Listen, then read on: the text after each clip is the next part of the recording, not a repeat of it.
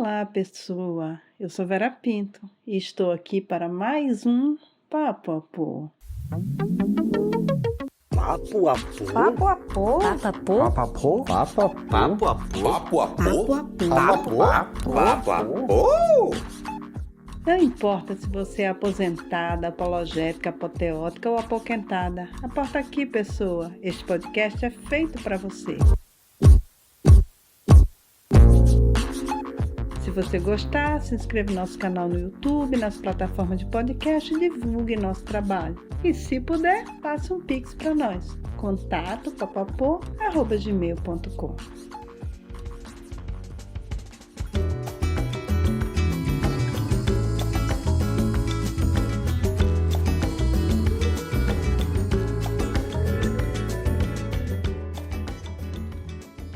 Para começar, eu quero dizer que eu estou assim com a voz estranha, que eu estou com Covid, mas eu não quis deixar vocês sem programa. E estou aqui me esforçando, não sei quanto eu vou aguentar, se vai surgir uma tosse, se vai surgir uma falta de ar. Então pode ser que algum áudio fique diferente do outro, porque eu tenho que dar um tempinho para gravar depois. E, como vocês sabem, a gente grava em casa. Então quando a gente muda o horário, muda a localização, às vezes dá uma diferença no áudio. Então eu já estou avisando, mas leve em consideração a minha boa vontade de estar aqui, convidática, fazendo o programa para você, pessoa.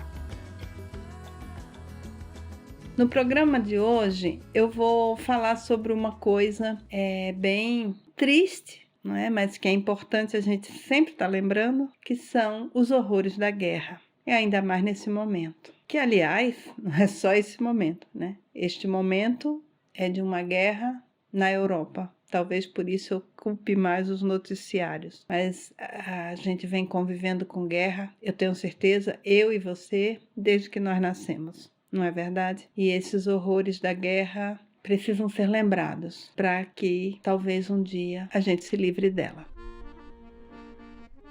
A minha inspiração para fazer o programa de hoje veio de um texto que eu li, um pequeno conto do Hemingway. E ao ler este conto, eu me lembrei da Guerra Civil Espanhola, algo muito marcante ainda hoje, né? Está muito presente ainda na memória do povo espanhol.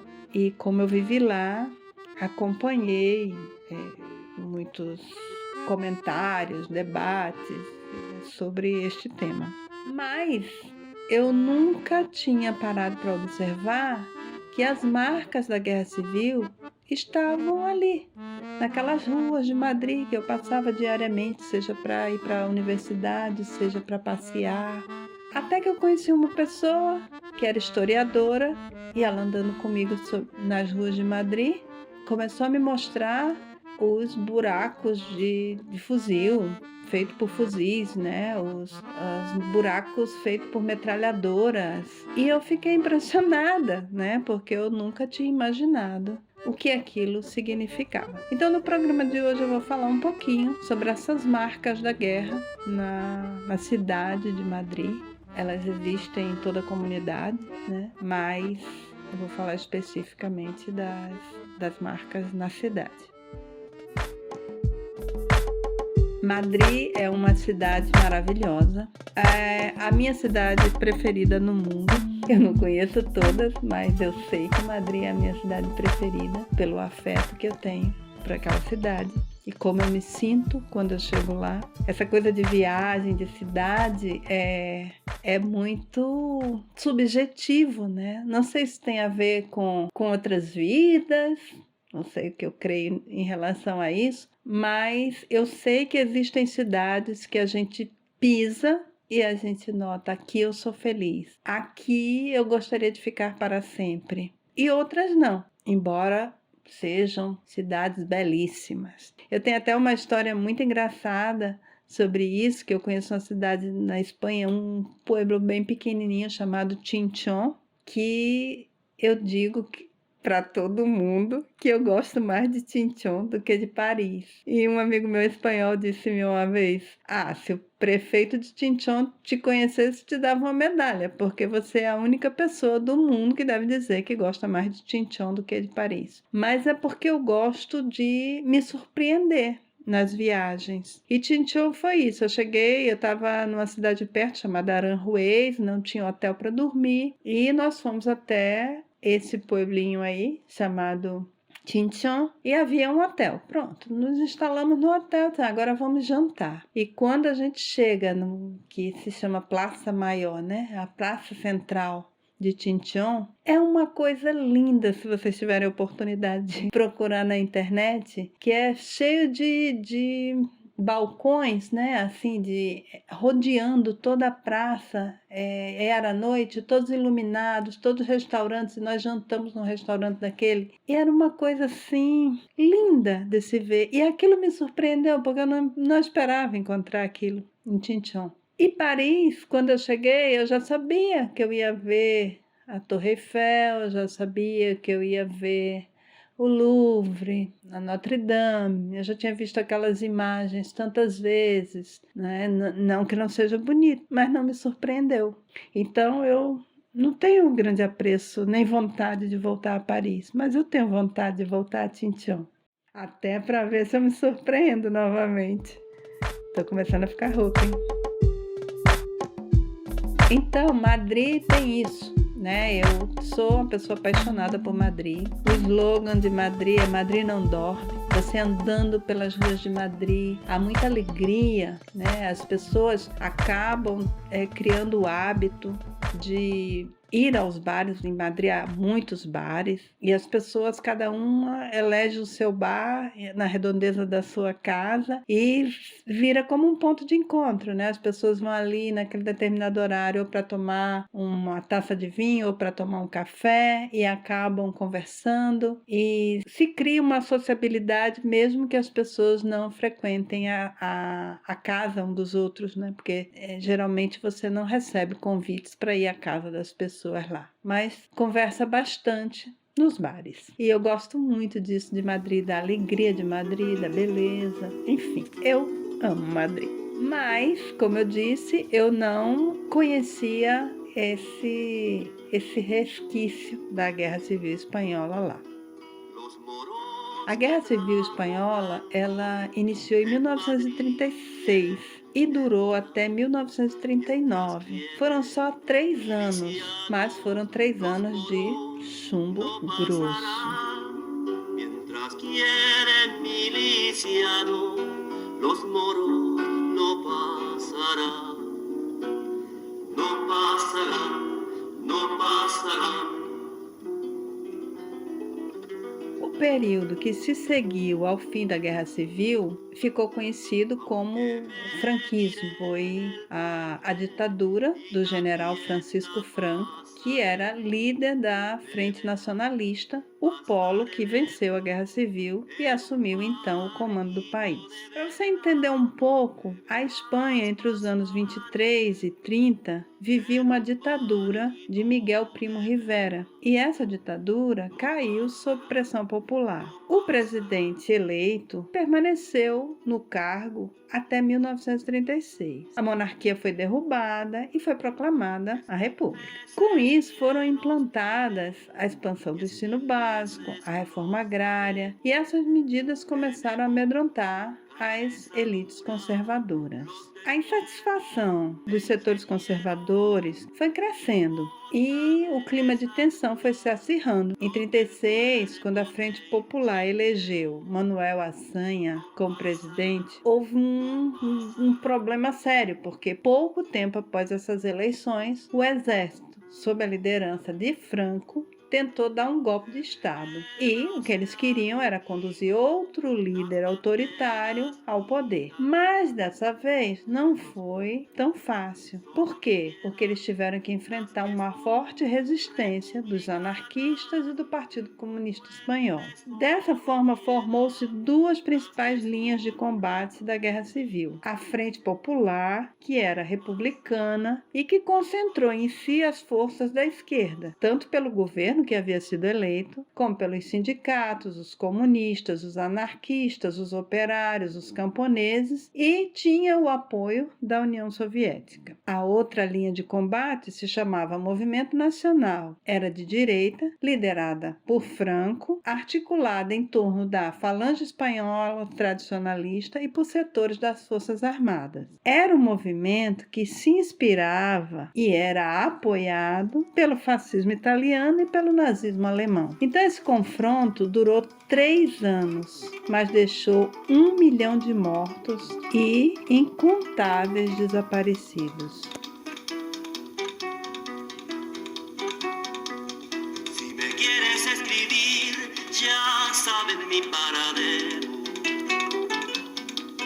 Si me quieres escribir, ya sabes mi paradero. En el frente de batalla primera línea. Com a vitória de Franco, se instalou uma ditadura, como eu já disse, conhecida como franquismo, que deu fim às eleições para o poder executivo, pena de morte para crimes contra a segurança do Estado e predomínio da religião católica na vida civil. Na Catalunha e no País Basco, os idiomas locais foram proibidos e os símbolos regionais suprimidos. Aqueles republicanos que não fugiram para outro país foram confinados em prisões e campos de concentração. A gente tem alguns programas aqui no Papapô que falam sobre esse tema. Um programa que fala de Miguel Hernández, que foi levado à morte na prisão, sem cuidados, né?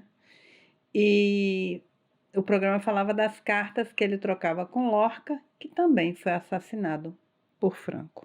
Eu também fiz lá no YouTube umas dicas de filmes que você pode assistir na Netflix, se ainda estão, né, no catálogo, que já faz um tempo que eu fiz, mas você pode buscar em outros meios filmes bem interessantes sobre essa época na vida espanhola. Bom, para terminar, só de contar como foi terminou essa história dessa ditadura, Franco, quando a Segunda Guerra acabou, para receber ajuda exterior, realizou algumas reformas políticas, mas manteve a censura, a proibição dos partidos políticos e o regime autoritário. Essa ditadura de Franco durou até 1975, quando da sua morte. Como dizem os espanhóis muito revoltados, né, que Franco morreu na sua cama. Ou seja, não houve, como aqui em Portugal, uma deposição do regime autoritário, né, como aqui se comemorou recentemente, o 25 de abril, que foi a queda da ditadura de Salazar, que embora Salazar já estivesse morto, tinha deixado o seu seguidor, né, mantendo o regime ditatorial de Salazar. Então, na Espanha não houve isso. Franco morreu na sua cama, como dizem os espanhóis, com muita tristeza. Essa ditadura durou até 75 e a monarquia parlamentarista foi restaurada e foi promulgada uma Constituição em 1978. Mas a Guerra Civil, que é o nosso foco aqui, né, foi muito mais que uma luta pelo poder. Na verdade, ela foi o primeiro enfrentamento de duas correntes políticas do século XX, o fascismo e o socialismo. Segundo alguns historiadores, a Guerra Civil foi como um ensaio para a Segunda Guerra Mundial, pois na Guerra Civil os nazistas experimentaram várias das suas táticas militares no território espanhol. Então, quando você andar por Madrid, passeando naquelas ruas lindas, tomando aquele vinho maravilhoso, ouvindo aquela música contagiante, lembre também que lutaram pela democracia naquele país. Então, milhares de soldados combateram naqueles lugares em que a gente passa quando a gente visita essa cidade maravilhosa. Anda, jaleo, jaleo, ya se acabó el alboroto y vamos al tiroteo, y vamos al tiroteo. A cidade universitária, por exemplo, é um local que viveu um sangrento enfrentamento que durou uma semana. O que se pode ver nos muros dessa localidade, rajadas de metralhadoras e pequenos impactos causados pelas balas de fuzil. Uma Uma outra localidade também, o Parque do Oeste, que é um local lindo, idílico, foi cenário de grandes enfrentamentos. Teve um escritor e cineasta que era franquista, Edgar Neville, que definiu a aparência do Parque do Oeste naquele tempo. E ele diz: os troncos das árvores do parque, sem seiva nem folhas, feridos por metralhadoras, tomavam formas humanas, formas torturadas de mortos pregados na terra. Que imagem! Então, quando você visitar o Parque do Oeste, lembre também dessas pessoas. A Gran Via foi conhecida como a Avenida dos Obuses, por ser o lugar preferido da mira dos nacionalistas, em especial o edifício da Telefônica, que era o lugar em que se alojavam os repórteres internacionais, e também porque lá no terraço do edifício da Telefônica havia um ponto de observação dos republicanos. Então, quando você passar pela Gran Via, olho nas paredes. A Porta de Alcalá, que coitada, essa levou chumbo várias vezes. Em 1808, ela recebeu grandes disparos das tropas de Napoleão e também levou na época da Guerra Civil. Existe um Arco da Vitória que você pode observar junto à Moncloa, que foi construído para comemorar a vitória franquista. Ele tem 49 metros de altura e foi colocado, não por acaso, ali, porque fica bem perto da cidade universitária. É como se fosse um alerta dado por Franco, né, e a sua vaidade.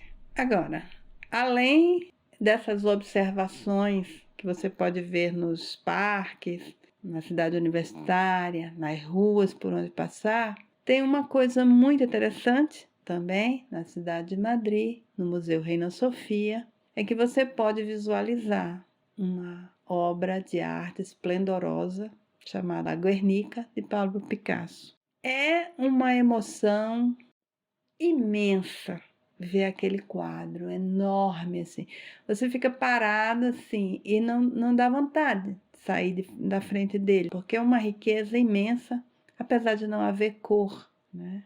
Picasso abdicou das cores ao fazer a Guernica. Eu morava perto do Museu Reina Sofia e a partir das 6 da tarde, inclusive isso é uma dica se você vai visitar Madrid, a partir das 6 da tarde você pode pegar o ingresso gratuitamente e ficar no museu, não me lembro se é 1 hora ou 2 horas. E eu ia, né, olhar o quadro de Picasso, ficava lá sentada olhando e pensando sobre aquilo.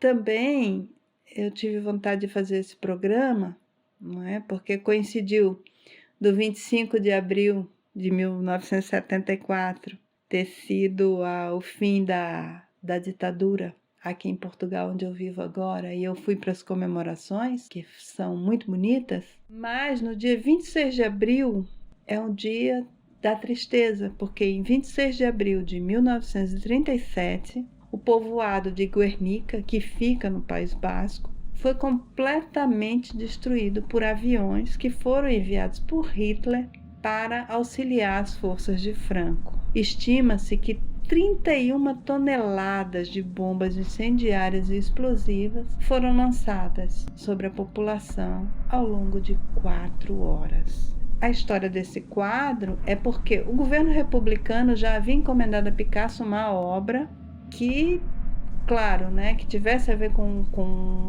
política, para ser colocada no pavilhão espanhol na Exposição Universal em Paris. Quando ele estava fazendo os estudos para ver o que ia fazer, aconteceu esse ataque a Guernica. E aí o Picasso resolveu criar uma obra que retratasse esse fato. E essa obra se tornou um ícone antiguerra. Picasso, como eu já disse, abdicou das cores, é uma obra em preto e branco, e que você sente o horror daquele momento ao ver aquele quadro. O Picasso pediu que o Museu de Arte Moderna de Nova York conservasse o quadro até que a ditadura de Franco acabasse, e ele deixou claro que o quadro só voltaria à Espanha quando a República fosse restaurada. O Albert Camus tem uma frase que retrata de uma forma muito bonita a tristeza e a força desse momento histórico da Espanha. Ele diz assim: foi na Espanha onde os homens aprenderam que é possível ter razão e, ainda assim, sofrer a derrota, que a força pode vencer o espírito e que há momentos em que a coragem não tem recompensa. E para que a gente lembre mais uma vez o que foi o franquismo e esse golpe de Estado dado em 1936 a um governo eleito, o Emílio Mola, que era o diretor e foi encarregado de planejar o golpe, ele dizia: é necessário criar uma atmosfera de terror, eliminando sem escrúpulos nem vacilação a todo aquele que não pense como nós. Aí a gente lembra imediatamente daquela frase que não é de Voltaire, mas é atribuída a ele, né? Que foi, na verdade, criada pela sua biógrafa. Eu discordo do que você diz, mas defenderei até a morte o seu direito de dizê-lo. Embora Voltaire não tenha dito isso, ela criou esta frase para resumir o pensamento desse filósofo. E a gente vê a disparidade e a necessidade da gente lutar pela livre expressão das ideias que não suprime a humanidade do outro, que trata com respeito a pessoa humana mais do que o cidadão, porque a ideia de pessoa humana é superior à ideia de cidadania,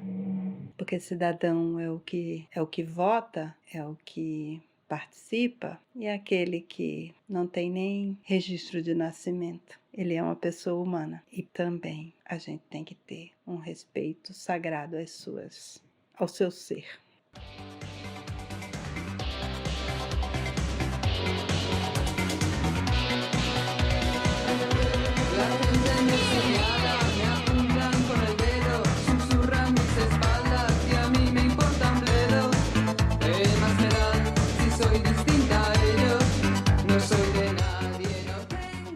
E eu não posso deixar de te sugerir também que você vá para a noite madrilenha e que certamente na balada você vai ouvir essa canção que você já deve levar aprendida, que é um ícone do movimento, da movida madrilenha, dessa euforia de liberdade que Madrid e que a Espanha em geral, né, pôde viver. E essa canção é presente nas baladas e todo mundo fica muito eufórico, dança, canta com muita efusividade esse hino à liberdade, composto e aí cantado por Alaska. É imperdível.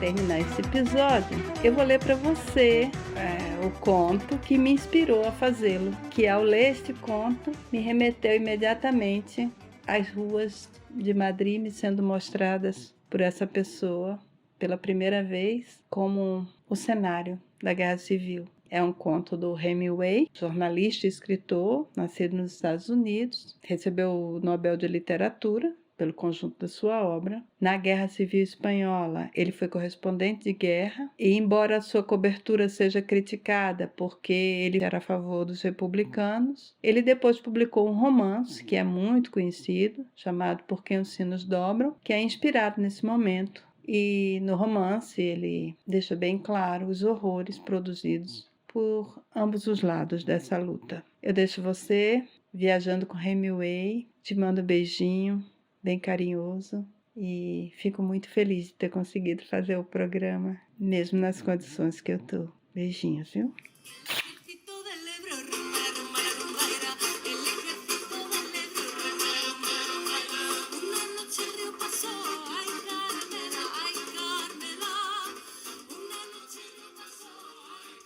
O velho na ponte.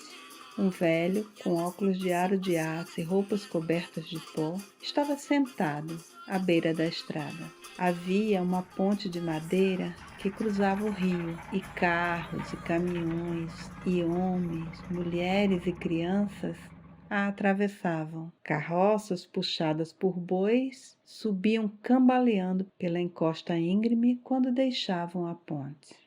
E os soldados ajudavam empurrando os raios das rodas. Os caminhões subiam, guinchavam e partiam em alta velocidade. E os camponeses avançavam, afundando-se na poeira até os tornozelos. Mas o velho ficou ali sentado, sem se mexer. Ele estava cansado demais para continuar. Minha missão era cruzar a ponte, ir até a fortificação militar que a defendia e descobrir até onde o inimigo havia avançado. Obedeci e voltei pela ponte. Agora havia menos carros e poucas pessoas a pé, e o homem ainda estava lá. De onde vem? Perguntei-lhe. De San Carlos, disse ele e sorriu. Era sua cidade natal, por isso o encheu de satisfação ao mencioná-la, e ele sorriu.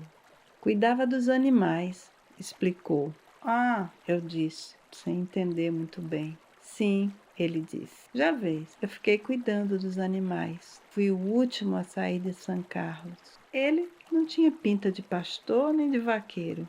E depois de observar suas roupas pretas empoeiradas, o rosto cinza coberto de pó e os seus óculos de aro de aço, eu disse: que animais eram? Vários animais, disse ele, balançando a cabeça. Eu tive que deixá-los. Eu estava olhando para a ponte e o aspecto de paisagem africana que tinha o delta do Ebro, imaginando quanto tempo levaria para ver o inimigo. E o tempo todo eu estava atento. Se ouvia os primeiros ruídos que denunciariam aquele evento misterioso chamado contato. E o homem ainda estava lá, sentado. Que animais eram? Perguntei. 3 tipos de animais ao todo, explicou. Havia 2 cabras e um gato. E 4 pares de pombos. E você os deixou? Eu perguntei. Sim, por causa da artilharia. O capitão me disse para sair por causa da artilharia. E você não tem família? Perguntei, enquanto olhava a outra extremidade da ponte, onde as últimas carroças desciam apressadamente a encosta da margem. Não, disse. Apenas os animais de que lhe falei. Ao gato, naturalmente, não vai acontecer nada. Um gato sabe se cuidar, mas nem quero pensar no que vai acontecer com os outros. De que lado você está? Perguntei-lhe. Eu não tenho lado, disse ele. Tenho 76 anos. Caminhei 12 quilômetros e acho que não posso mais continuar. Este não é um bom lugar para ficar, disse eu. Se você conseguir chegar lá, há caminhões no desvio de Tortosa. Vou esperar um pouco, disse ele, e depois vou em frente. Para onde vão esses caminhões? Para Barcelona, eu disse. Não conheço ninguém nessa direção, disse ele. Mas muito obrigado. Repito, muito obrigado. Ele me olhou sem expressão, cansado, e então, precisando compartilhar sua preocupação com alguém, disse: nada vai acontecer com o gato, tenho certeza. Não há necessidade de se preocupar com um gato, mas com os outros. O que você acha que vai acontecer com os outros? Bem, provavelmente nada vai acontecer com eles também. Você acha mesmo? Por que não? Disse eu, olhando para a outra margem, onde não havia mais carroças. Mas o que eles vão fazer quando o fogo de artilharia começar? Se eles me mandaram sair por causa da artilharia, você deixou a gaiola dos pombos aberta? Perguntei. Sim. Ah, então eles vão voar para longe. Sim, eles certamente voarão para longe. Mas e o resto? É melhor não pensar nos outros, disse ele. Se você já descansou, se eu fosse você, eu iria, insisti. Levante-se, tente andar. Obrigado, disse ele, e ficou de pé, cambaleou para a frente e sentou-se no chão, deixando-se cair. Eu só cuidava dos animais, disse, sem energia. mas já não falava comigo. Eu só cuidava dos animais. Nada poderia ser feito por ele. Era domingo de Páscoa e os fascistas avançavam em direção ao Ebro. Era um dia cinzento. E as nuvens estavam baixas. Então seus aviões não voaram. Isso, e que os gatos soubessem se cuidar sozinhos, era toda a boa sorte que teria aquele homem.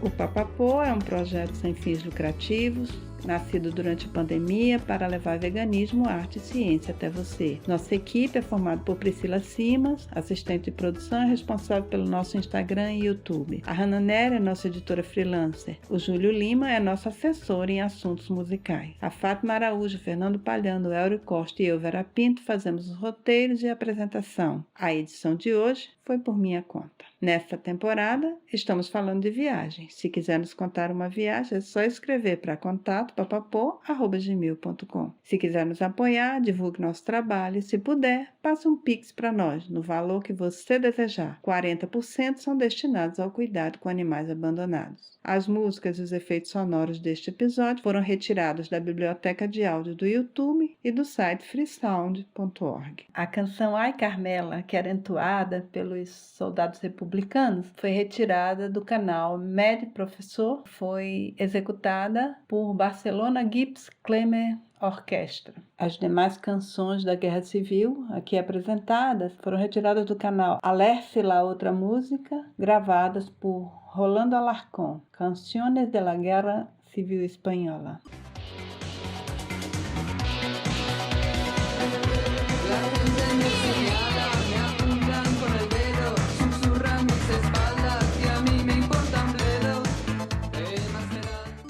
E se você quer aprender este hino à liberdade, você pode visitar o canal John Ediciones Full Áudio 320 e você encontrará lá a canção A Quem Lhe Importa, composta por Alaska e Dinarama, e que você vai aprender e soltar a plenos pulmões na balada madrilenha.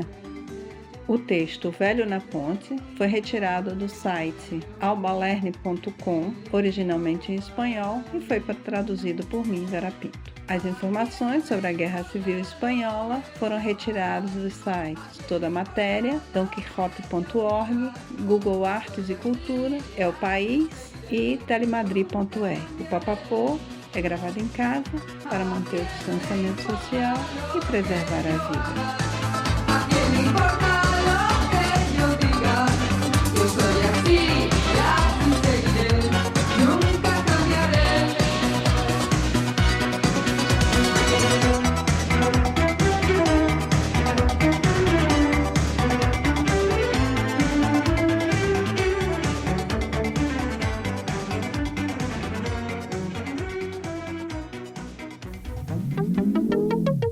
Papo-apô. Papo-apô. Papo-apô. Papo-apô. Papo-apô. Papo-apô, yes.